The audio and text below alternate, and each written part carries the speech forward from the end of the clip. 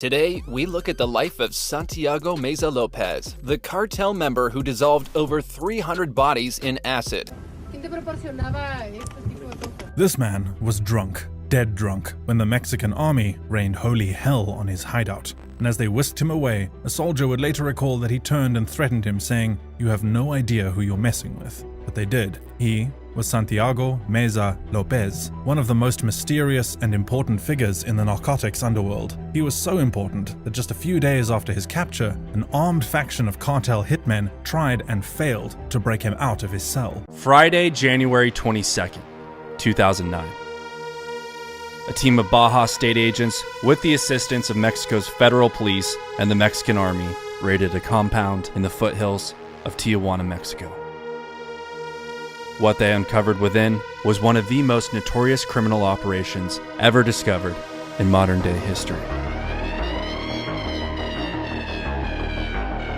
The crime scene was what can only be described as a cartel death factory, where the bodies of rival cartel members were submerged into acid-filled barrels by the hands of Sinaloa cartel specialist Santiago Meza Lopez, who over a period of 10 years dissolved more than 650 victims. Recently, a shocking wave of violence has hit the Mexican border. In 1 month, 140 people have been murdered. Dissolved bodies left in oil drums have been discovered across rural areas. Border liaisons Eric Dickerson and Mike Eckel have been asked to assist the Mexican authorities with the investigation. They've called in a team of FBI forensic investigators. What recently happened is that Mexican officials arrested an individual named Santiago Meza Lopez. Santiago Meza Lopez is also known as the stew maker of the pozolero. He is an individual that allegedly, at least, was responsible for disposing of bodies for organized crime in Mexico. By his own account, they estimate that he has disposed of between 300 and 600 bodies.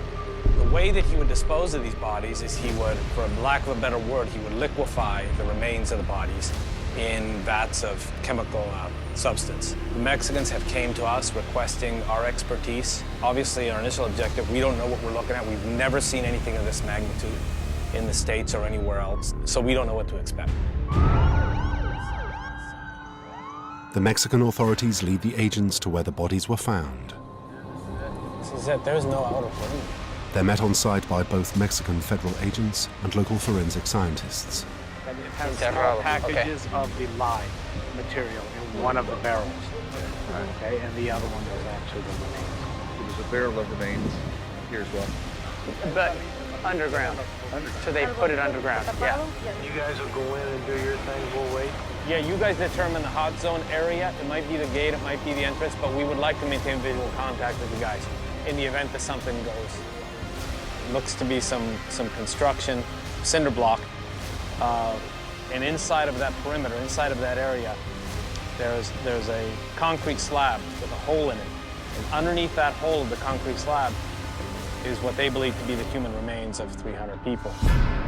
Our guys are gearing up right now, really. We're not going to really know what we're dealing with until they get in there and actually look at the site.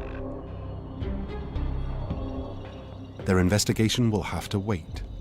The paperwork allowing them onto the crime scene has not arrived. With a case of this size, it's assumed to be caught up in red tape. The FBI agents head to the local Mexican morgue, where 4 of the gruesome barrels are being stored. What kind of seal is that on there? The hazardous response unit will test for any toxic liquids or gases and make safe the barrels so Mexican scientists can process any human remains.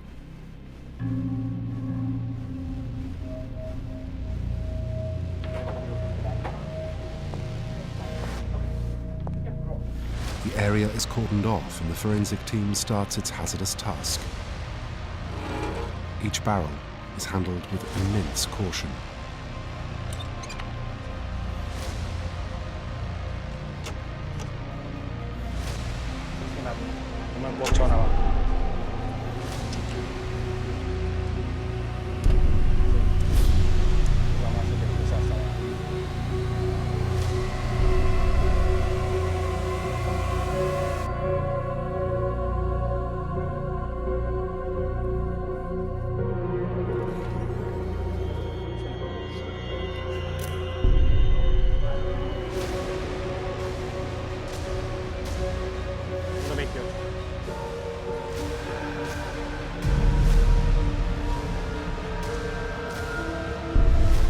Okay, is it safe?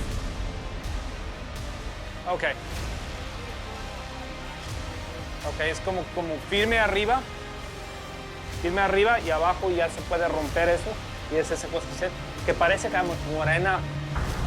This time it looks like they're working on barrel number 2. Okay, number 2.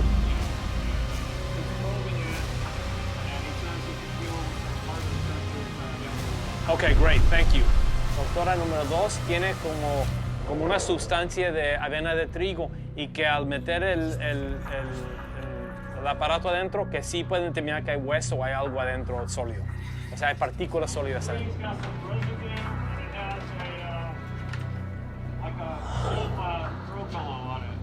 This is part of our life. This is what we have to deal with and part of our job.